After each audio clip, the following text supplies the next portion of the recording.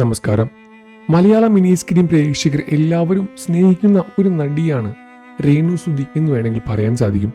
കാരണം സുധിയുടെ മരണശേഷം രേണു സുധിയുടെ വളർച്ച ചെറുതൊന്നുമല്ല. പ്രേക്ഷകരെ ഞെട്ടിക്കുന്ന തരത്തിലാണ് രേണു സുധിയുടെ വളർച്ച. രേണു സുധിയെ സ്നേഹിക്കുന്നതും രേണു സുധിയെ വിമർശിക്കുന്ന ആരാധകരും വിമർശകരും ഏറെ തന്നെയാണ്. സോഷ്യൽ മീഡിയയിൽ രേണു സുധിയെ കുറിച്ചുള്ള വാർത്തകൾ എന്നും നിറഞ്ഞു നിൽക്കാറുണ്ട്.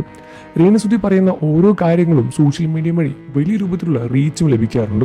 അതുകൊണ്ട് തന്നെ രേണു സുധിയുടെ വാക്കുകളെല്ലാം തന്നെ സോഷ്യൽ മീഡിയയിൽ പെട്ടെന്ന് വൈറലാകാറുണ്ട്. രേണു സുധിയുടെ വിവാഹത്തെ പറ്റിയുള്ള വാർത്ത സോഷ്യൽ മീഡിയയിൽ ഇപ്പോൾ വളരെയധികം വ്യാപകമായി തന്നെ ചർച്ച നടക്കുകയാണ്.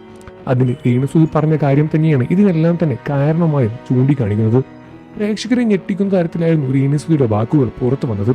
പ്രേക്ഷകരെല്ലാവരും തന്നെ രേണു സുധിയെ സ്നേഹിക്കുന്നത് സുധിയുടെ ഭാര്യ എന്ന പേരിലായിരുന്നു ആദ്യം. എന്നാൽ പിന്നീട് രേണു സുധി സ്വന്തമായി തന്നെ ഷോർട്ട് ഫിലിമും ആൽബം സോങ്ങുകളെല്ലാം തന്നെ ഇറക്കിയ ശേഷം രേണു സുധിക്കും സ്വന്തമായ ആരാധക വൃന്ദം ക്രിയേറ്റ് ആകാൻ തുടങ്ങി. രേണു സുധിയെ സ്നേഹിക്കുന്ന പ്രേക്ഷകർ അപ്പോഴും ഒരുപാട് വളർന്നു വരികയായിരുന്നു. ഇപ്പോഴാ രേണു സുധി വിവാഹത്തെപ്പറ്റി പറഞ്ഞ കാര്യങ്ങൾ സോഷ്യൽ മീഡിയയിൽ ശ്രദ്ധ നേടുകയാണ്. സുധിയുടെ ഭാര്യ എന്ന പേരിലാണ് ഞാനിപ്പോൾ അറിയപ്പെടുന്നത്.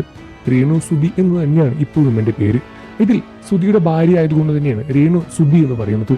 ഇതുവരെ ഞാനൊരു വിവാഹത്തെപ്പറ്റി ചിന്തിച്ചിട്ടില്ല. എന്നാൽ പിന്നീട് ഒരു വിവാഹം കഴിക്കുകയാണെങ്കിൽ ആ പേര് ഞാൻ മാറ്റിയേക്കും എന്നാണ് രേണു സുധി തുറന്നു പറഞ്ഞത്. രേണു സുധിയുടെ ഈ ഒരു വാക്ക് കേട്ട് പ്രേക്ഷകർ ഞെട്ടിയിരിക്കുകയാണ്. കാരണം സുധിയുടെ ഭാര്യ എന്ന പേരിൽ അറിയപ്പെട്ട് ഇത്രത്തോളം പ്രശംസ നേടിയ താരം പിന്നീട് വേറൊരു വിവാഹം കഴിക്കാൻ പോവുകയാണോ എന്ന ചോദ്യം വരുന്നുണ്ട്. എന്നാൽ അങ്ങനെ വിവാഹം കഴിക്കുന്നതുകൊണ്ട് എന്താണ് കുഴപ്പം എന്ന് ചോദിച്ചും ഒരുപക്ഷം ആളുകൾ വരികയാണ്. സ്വാഭാവികമായും ആ സ്ത്രീയെ വെറുതെ ജീവിക്കാൻ വിട്ടുകൂടെ?